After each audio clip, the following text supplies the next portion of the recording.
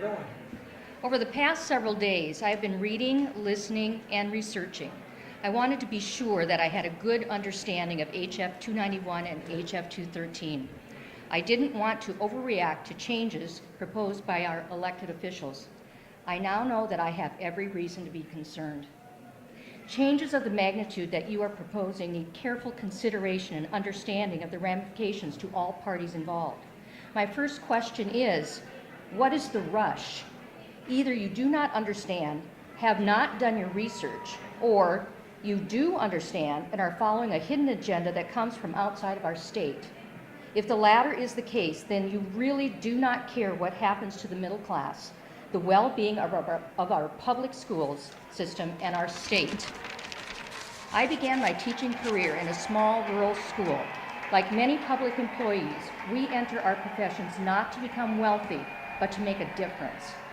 The trade-off for the lower pay is a little bit of security, a say in our own working conditions, and to be able to negotiate reasonable benefits. I do not believe that tenure alone should guarantee job security.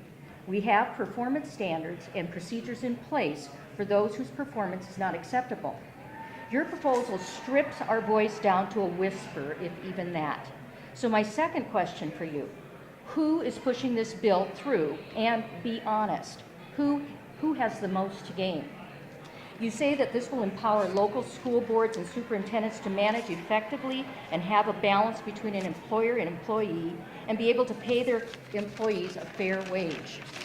I feel that I'm fortunate to work in a district where there's a good working relationship between staff, administration, and the school board. But leadership changes. In my first job, I worked with teachers who remember before collective bargaining, going in to talk to their school board about salaries, and were told to eat beans. We go back to the days where we go hat in hand to ask for a fair wage. It is time to kill the bill.